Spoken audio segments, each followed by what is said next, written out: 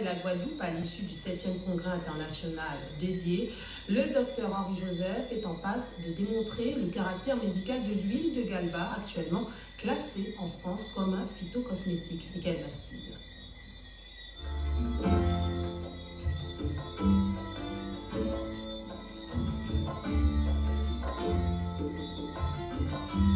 La combinaison entre le médicament cubain Eberprod P et l'huile de Galba est à l'image de la collaboration entre les docteurs Martin Mukissi et Henri Joseph, un exemple de médecine intégrative, c'est-à-dire une combinaison entre thérapie moderne et traditionnelle.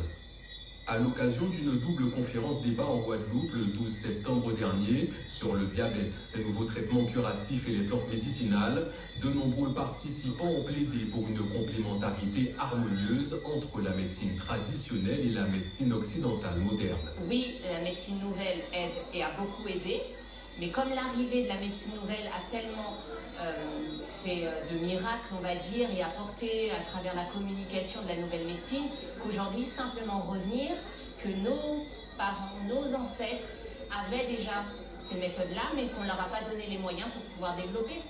Et de futurs médecins sont déjà prêts à relever le défi.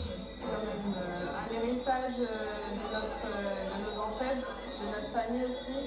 Malheureusement, notre génération n'a pas forcément eu cette transmission. Et je trouve que venir ici, c'est déjà quand même un grand pas pour en apprendre plus justement sur cette culture. Il existe des freins à l'utilisation de la médecine traditionnelle dans le contexte du système dominant des soins contemporains.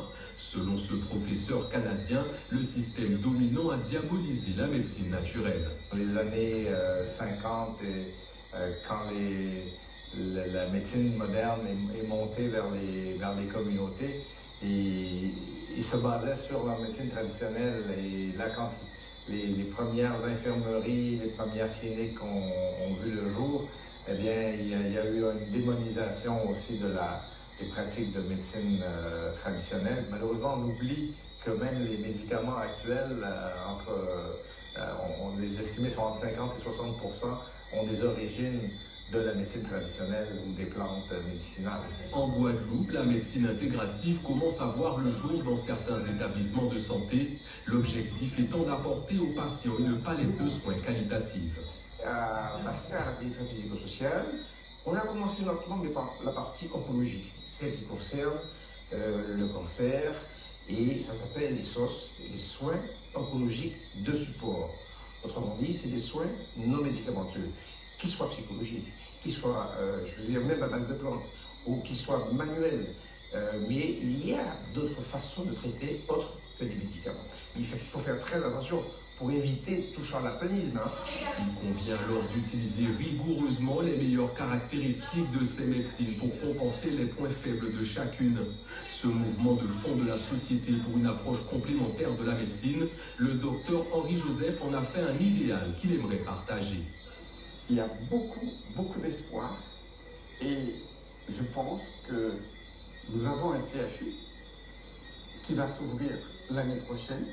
Et mon souhait le plus cher, c'est que ce centre hospitalier universitaire de Pointe-à-Pitre puisse intégrer cette notion de médecine dite intégrative, faire entrer la médecine traditionnelle, donc en collaboration avec la médecine moderne, et ne plus les opposer. Est-il venu le temps d'envisager une médecine selon le concept One Health initié dans les années 2000 ? Il repose sur le principe selon lequel la protection de la santé de l'homme passe par celle de l'animal, du végétal et de leur interaction avec l'environnement. La Caraïbe a des ressources phytopharmaceutiques précieuses, une source potentielle de progrès vers de nouvelles classes de médicaments. Voilà pour notre série consacrée à la cicatrisation des plaies diabétiques.